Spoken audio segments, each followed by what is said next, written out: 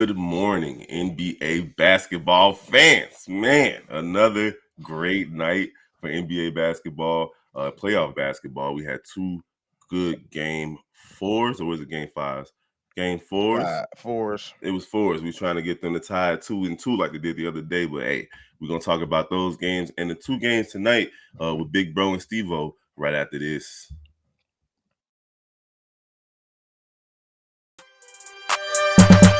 Welcome to the number one place for your daily basketball news and analysis, NBA Central.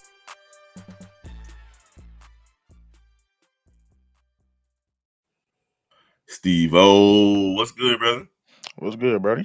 Good morning, man. Hey, the New York Knicks, the Miami Heat, man. That game was very interesting because the Knicks just couldn't do nothing. Like every time they got within 5, 4, 5, Miami had an answer, whether it was Max Strus or Jimmy Butler, or in this case, even Bam Adebayo stepped up yesterday for the Miami Heat to take a commanding 3-1 lead over the New York Knickerbockers. You're talking about a 109-101 victory for those guys. And now the New York Knicks back is against the wall. And I feel bad because they kind of wasted one of the few big good games that RJ Barrett had these playoffs. And man, the starters showed up for the most part. Mitchell Robinson is a no-show. Like he just, he doesn't have any plays drawn up for him. So it's all garbage plays for him. Quentin Grimes hasn't done much in the playoffs, but really, Josh Hart has kind of fallen all the way off since the first round when he was really consistently giving you double digits, giving you rebounds, giving you assists, that X factor. And I think that's starting to hurt them because you can only do so much with Jalen Brunson and Julius Randle trying to carry the squad. Yeah, and another thing, quickly was out, and I Yeah. feel like quickly being out was the main reason why they couldn't just break them breaks when they was close. And usually, quickly is the one that come on that bench and they keep him in rhythm.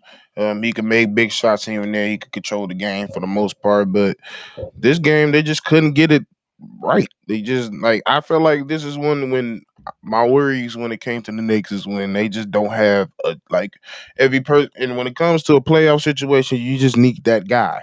And They don't have a go-to. Like they yeah, have like the Jalen. stats might show it, but they don't really have that guy. If you know what I mean? Jalen's their go-to guy, but he's been Yeah, nursing that ankle injury because 32-11 because really, ain't nothing to sneeze at, but he it's can't not. play his type of game. Like 10 for 21 is not nothing to sneeze at either. It's about 50%. But you're right. Like, is it going to be Julius Randle? Is it going to It's be Jalen supposed to be Brunson? Julius. That's the whole point. I think it's supposed to be Julius, and Julius just haven't been really the dominant Julius we've been knowing all season this series. We know he's been dealing with an ankle injury. I feel like everybody on this Knicks team is dealing with an ankle injury, but hey, He every also like dealing with a Bam Adebayo who's focused right now, defensively. finally Defensively, at least he's focused. He didn't get any blocks, but he's definitely a deterrent at that rim. he's definitely Uh, moving his feet, Yeah, he's making Julius Randle work because Julius Randle ain't really a dominant inside presence like say a Joel which Embiid, he should be. but he's a mid range, off the dribble, step back, spin move type big man. You know how it is in today's NBA. Man, he just pull up sometimes. It just be times like it's very real. Like it's kind of annoying because I remember just watching him in Kentucky, seeing him go to work, and I'm like, oh, And this dude gonna be. Even early Yeah, I was like, Lakers. this dude gonna be a monster. And it's just like as the years go on, he just kept stepping back from that rim, and now he just loves shooting it. I'm like, bro, I don't know. I don't know if it's the injury histories or if he just not comfortable down low no more. But like, he was so nice in the post game in college and the early Lakers, so I feel like he should use that more. And from the Miami standpoint, man, Jimmy Butler is like playoff Jimmy is a real thing. 27 and 10, two steals, two blocks, and six rebounds to go along with that. And an efficient 9 for 17. In fact, the entire starting lineup was efficient with the exception of Of Gabe Gabe Vincent. Vincent. Yeah, and then you still got Kyle Lowry doing Kyle Lowry things. He's doing what Josh Hart needs to be doing for the Knicks.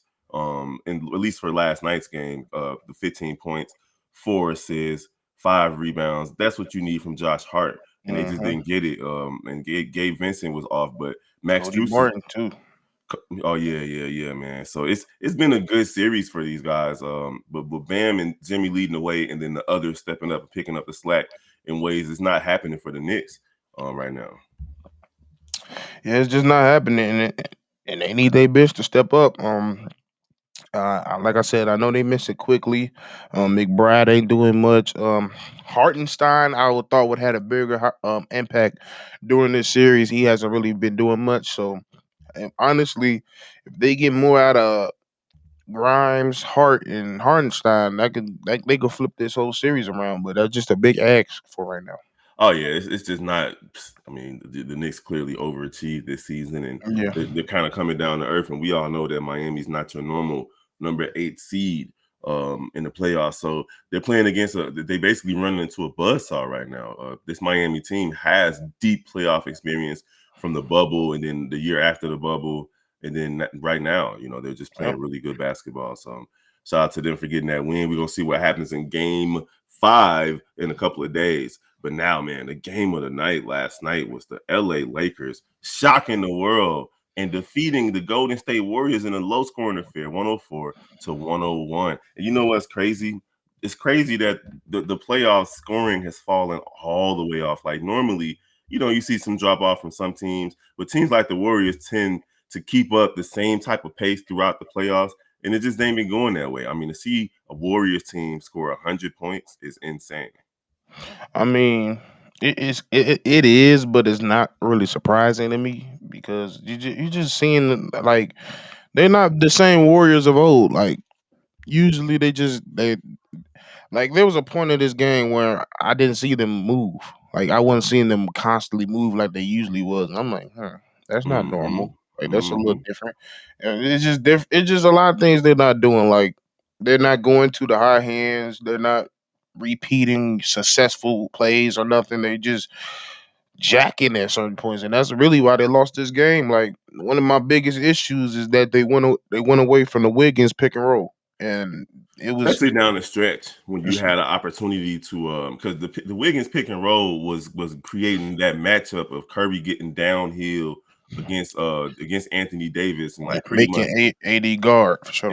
Exactly, which down the stretch, AD made Curry take some bad shots. But They got prior to comfortable. that, right, prior to that, first of all, Wiggins, we're talking about settling. Like Wiggins was 6 for 14, but 2 for 6 from three, and all 6 of those threes were wide open. So I understand why he takes them. But Hmm. eventually, once you're missing, especially down the stretch, it's time to take a dribble inside and take a mid range. You know what I'm saying? Like do something Facts. different as opposed to just saying, all right, I'm gonna hit this one. Obviously, it's hard to tell a professional basketball player not to take a wide open shot. I mean, just Fact. muscle memory alone is gonna cause you to do stuff like that. But man, you wasted a strong effort from Curry besides from the 3-point line. He was 3 for 14, but he had 14 assists, 10 rebounds, triple double, 30-point triple double for Steph Curry. I feel like the butt head of the night though was Klay Thompson, man. Like dude, he was out there shooting like he was hot, especially down the stretch when they're down by 1 point and you're shooting off the. I mean, Klay Thompson is Off the not an foot, off the 30 foot. dribble, right? You're not an off the dribble dude, and it's a contested shots too, right? You're taking an off the dribble 1-footed contested three, and you missed pretty much everything. Like, what are you doing, bro? What's going on with you, Klay? Right after you hit a big three, you know what I'm saying? That was wide Dumb open three. though. It was a big three from the corner. He was wide open. You take a stupid three, like, come on, bro. And they got Jordan Poole on the bench for taking these type of shots. And here you are doing the same thing. And of course, the last shot from Well, Curry. he known for taking wild shots Yeah, man, it's crazy. But even on and Curry. off the court. But yeah, it's just they not playing like their normal self. They're not like I said. They're not repeating successful things. Um, it courage is Curry don't seem confident in this team in certain moments. It's just like even with that second three after that first three he Clay made. It was like I just knew it was gonna be a bad shot because they were just letting the time go down and he was already like at half court. So I was like, y'all gonna run a play? And then Mhm. he just took a step. I'm like, yeah, he finna just flail. And then I'm like, yeah, y'all gonna make it hard to win this way because for one, y'all letting the Lakers set up. You're letting they have defense get ready, and y'all already know they're one of the best defensive teams in the league. They got Mm-hmm. too much length. They got too many people that move their feet, and they play defense as a team. And going down that stretch, they stopped you so many times. So I don't know why they didn't try to get any steals, try to find a way to get on them to break, because that's really what they killed them in during this season. I mean, these And series, and they couldn't hide Curry yesterday. And yeah, Lonnie Walker made them shout out pay. to Lonnie. He definitely came in and had the game of his life, 6 and 9 from the field, 15 points, and all of those points in the fourth quarter. And most of them were jumpers over Steph Curry. And there were times where Steph Curry got switched on to LeBron, and that became a matchup issue as well. So Mhm. defensively, Steph Curry, like much of his career, is a defensive liability. They just don't have the Iguodalas on the back end that can kind of make up for it, like they've done in the past. And Yep.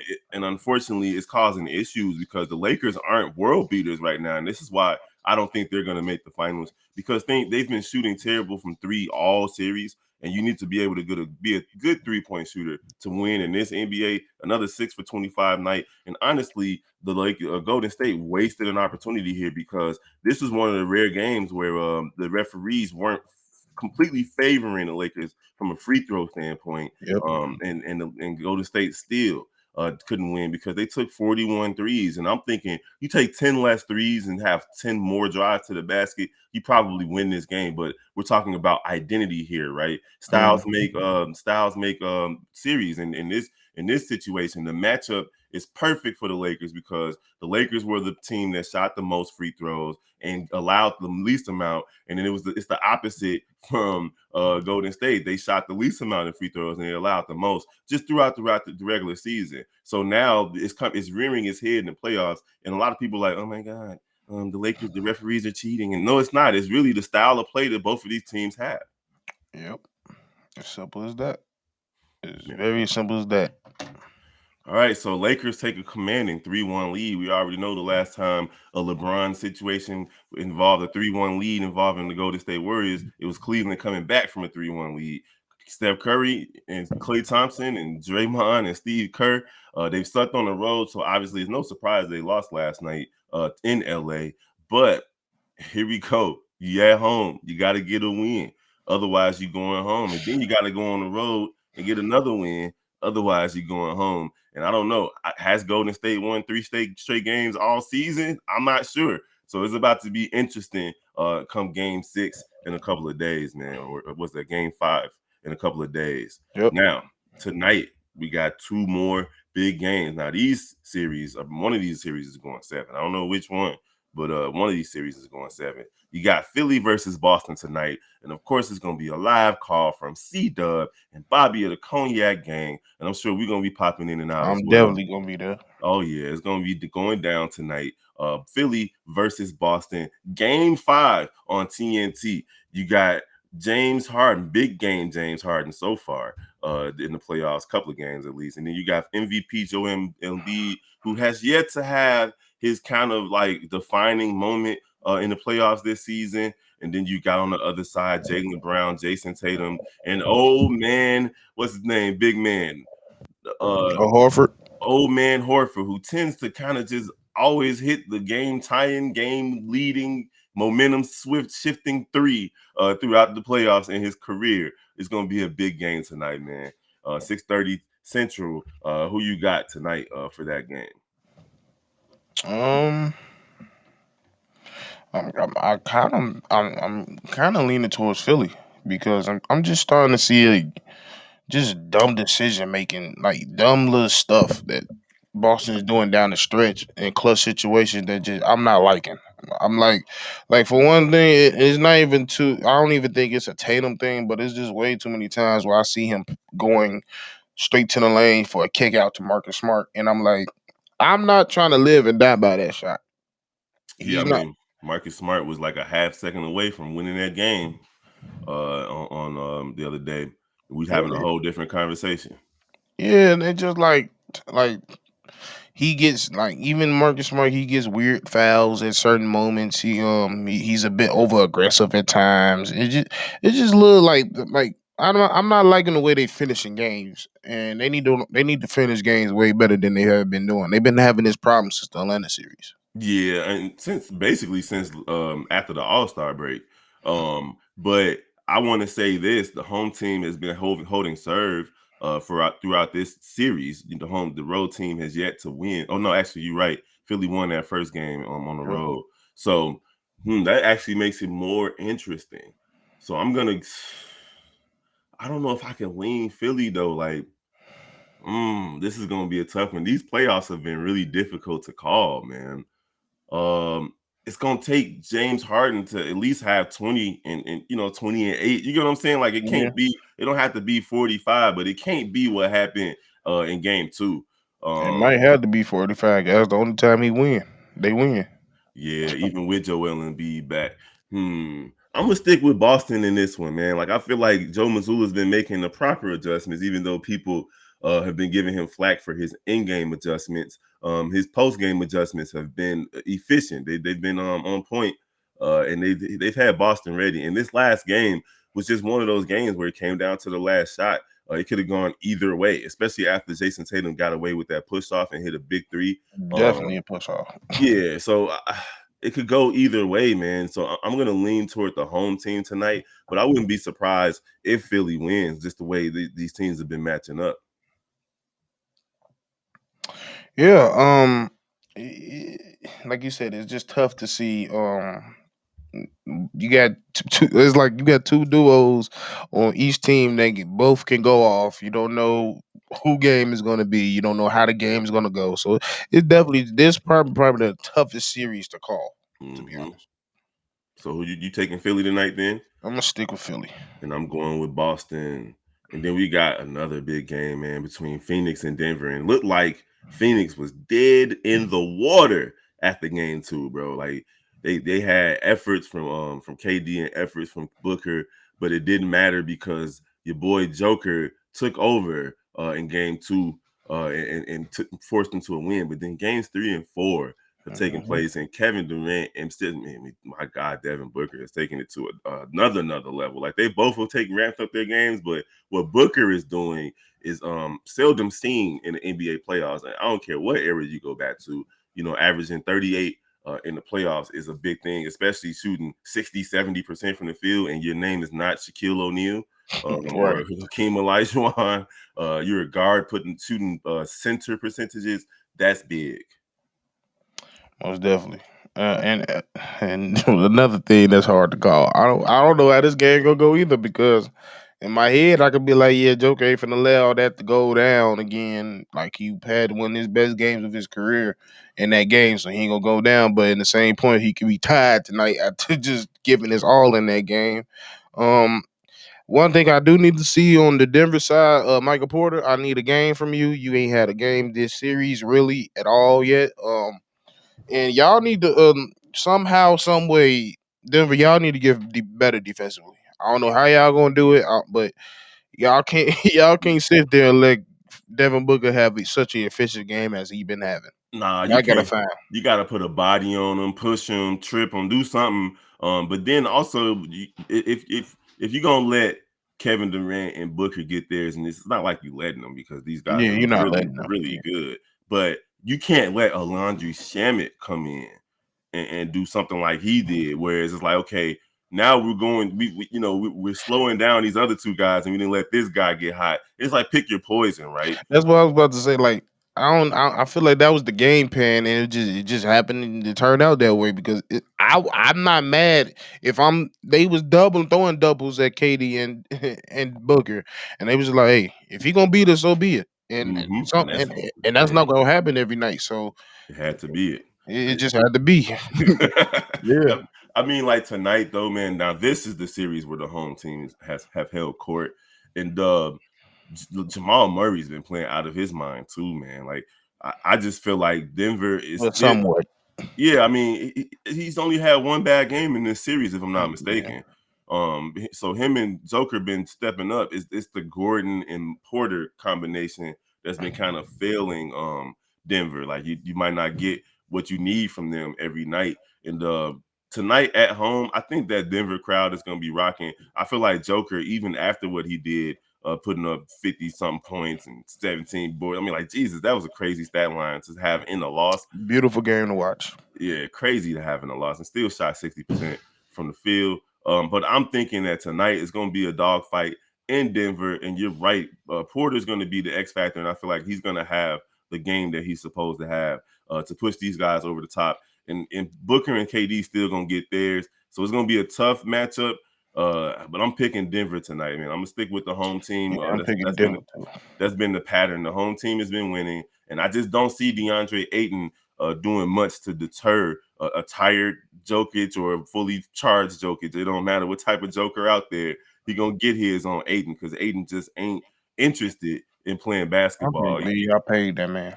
I mean, he's really not interested in playing basketball, and they could have just let him go. They should have let him go to Indiana. And Dallas or whatever they said they want go. no, he signed an offer sheet with Indiana. So like, I feel like they should have just let him go, man. Go. I would buy. That Have was fun. easy. Thank you, Yeah. Indiana, for doing us a favor. Honestly, For that's real. how I felt it should have been, but they didn't. They brought him back, and now with the new collective bargaining agreement coming up, they're not even going to be able to, maneuver the way they could have maneuvered this season prior. So it's going to be interesting. But I got Denver winning tonight's game. It's going to be two great games tonight. Don't forget to join us live with the Cognac Gang. Right here on NBA Central, and I believe you're gonna tag the Shy Bulls podcast as well, so you can watch it from either site. See Dub, Bobby, myself, and of course Steve O Speaks. You might even see Hayes pop in and out. He don't like to do live calls because his. According to him, he's saved now. Yeah, amen. Let the Lord speak in Jesus' name. All right, let him use you. So y'all already know how we do over here on the Central family. We got Chicago Bulls Central, Chicago Bears Central, Chicago Sky Central, Chicago White Sox, and Chicago Cubs Central, where I sat down and did the whole game last night. I'm sitting here like, oh my God, this is tough to do a whole baseball game by yourself. So I'm gonna make sure I got somebody else with me next time so I can talk to you. It's a lonely situation when you're in there by yourself talking about baseball. But the Cubs did end up losing. White Sox lost yesterday. But they both been playing better baseball, especially the White Sox. Even with losing yesterday, they've been at least playing better.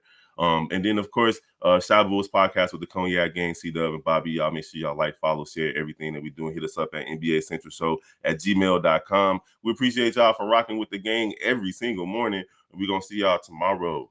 Peace.